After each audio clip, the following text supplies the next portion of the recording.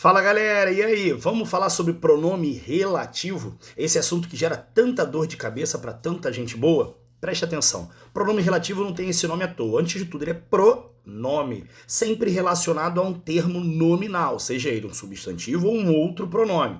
E ele é relativo porque, como o próprio nome diz, ele mantém relação com esse mesmo termo que ele substituiu, só que de outra oração. Não está entendendo pelo conceito? Vamos então nos exemplos. Galera, presta bastante atenção nos exemplos que eu vou colocar aqui para vocês. Vejam só. O jogo será no domingo. O jogo decidirá o campeonato. Veja que nessas duas sentenças eu tenho um termo em comum. Que termo é esse, galera? O jogo. O jogo é um termo nominal porque tem como núcleo jogo, substantivo. Na hora de unir essas duas sentenças numa única frase, é claro que esse jogo não vai se repetir na segunda oração. Eu vou inserir essa segunda sentença na primeira, substituindo o jogo pelo pronome relativo e conectando ao jogo da primeira oração. Como é que fica? Vai. O jogo que decidirá o campeonato será no domingo. Então percebam, a primeira oração é o jogo será no domingo. Essa segunda eu inseri logo depois do jogo, substituindo o termo jogo pelo pronome que. Veja que esse que substitui o jogo na segunda oração e mantém relação, conexão com o jogo da primeira oração. Perceberam? O jogo foi substituído na segunda sentença pelo que, pronome relativo, e manteve conexão com o jogo da primeira oração. Ficou claro isso? Vamos para outro exemplo? Veja, a mesma coisa, vai. Os exercícios me ajudaram. O professor passou os exercícios. Veja que nessas duas sentenças eu também tenho um termo em comum, que é qual? Os exercícios. Na hora de unir ele vai se repetir? Não. Veja que eu vou colocar o pronome relativo no lugar do segundo termo os exercícios, presente na segunda oração, correto?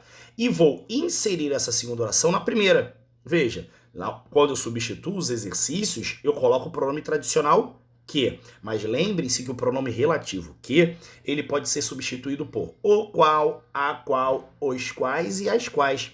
Nesse caso aí, os exercícios, como é um termo masculino e plural, poderia botar os quais no lugar do que. Mas vamos botar o que é a nossa zona de conforto, é o pronome relativo mais utilizado. Olha lá, o professor, os exercícios que o professor passou. Perceberam?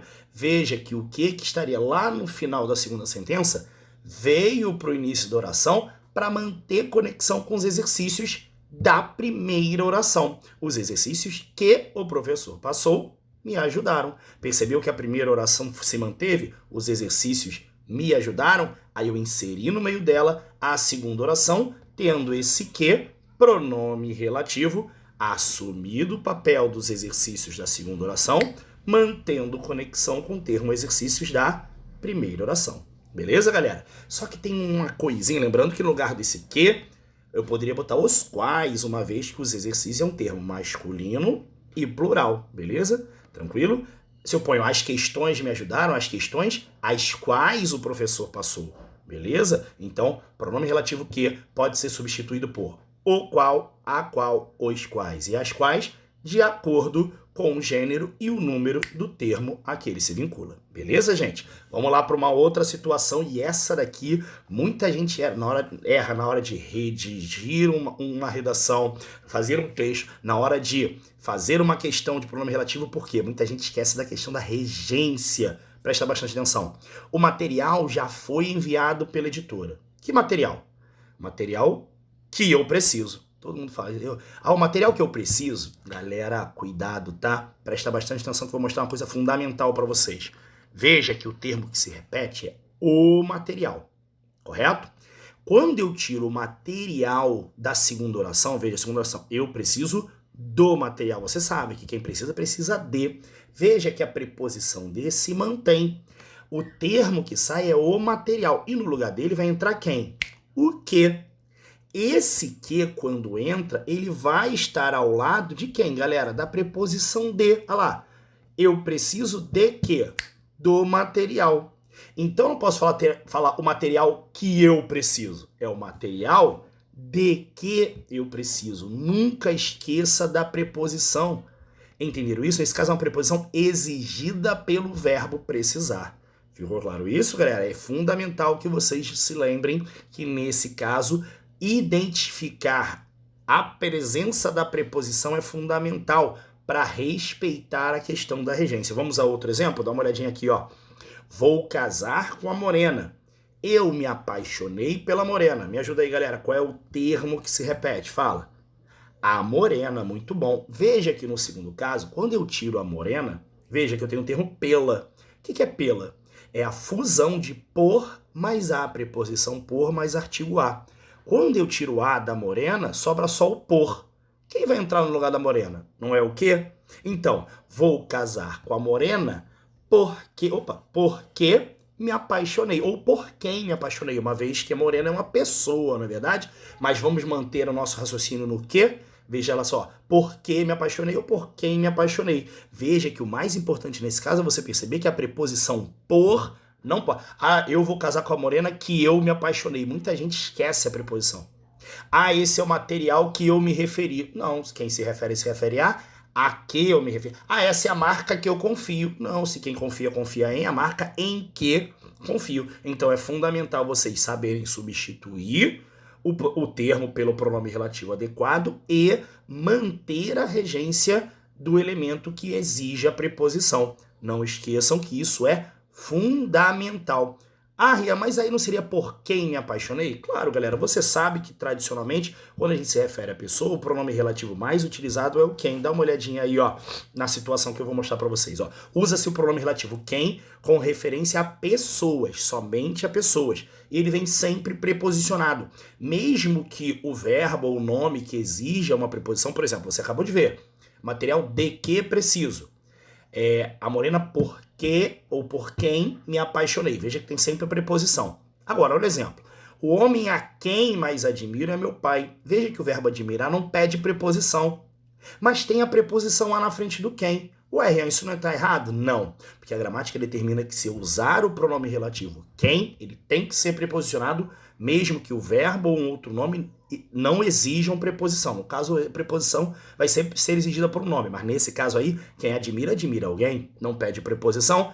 Ou eu ponho o homem que mais admiro é meu pai, ou o homem a quem mais admiro. Porque se eu quiser usar o quem, tem que ter preposição. Beleza, galera? Agora, se o quem vier, não tiver nenhum antecedente, esse quem é pronome indefinido. Olha lá, quem tudo quer, nada tem. Quem é esse quem? Está se referindo a qualquer pessoa, é um pronome indefinido. Nesse caso, como ele não mantém relação, lembra que todo pronome relativo se vincula, se relaciona ao termo anterior, sempre. Então, nesse caso, esse quem não é pronome relativo, beleza, galera?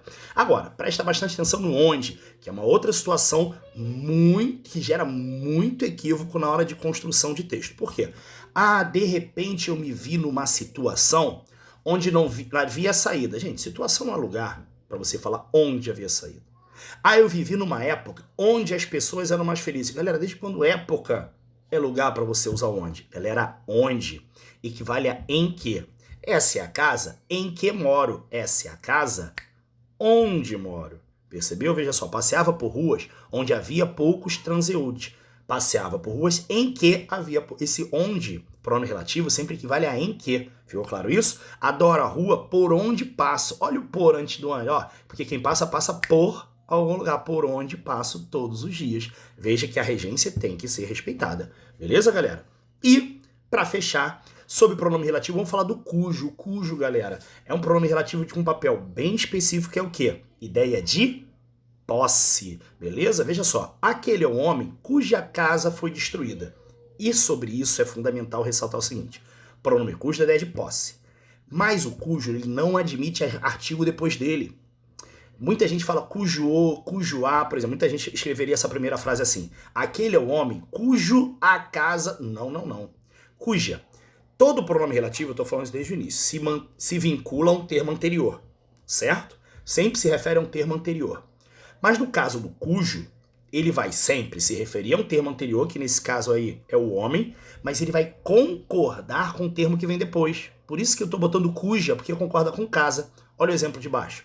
Aquele é o homem cujas filhas são médicas. Veja, as filhas são do homem, ideia de posse. Veja que nesse caso, cujas está no feminino plural, concordando com quem? Com filhas. Percebeu? A mesma coisa. Aquele é o homem cujos bens foram confiscados. De quem são esses bens? Do homem. Olha a ideia de posse, ó. O pronome cujo sempre vai estar entre o termo que possui e o termo que é possuído.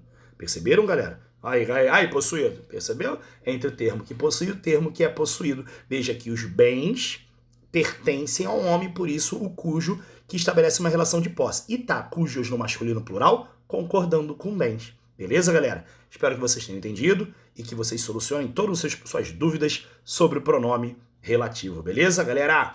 Vamos estudar!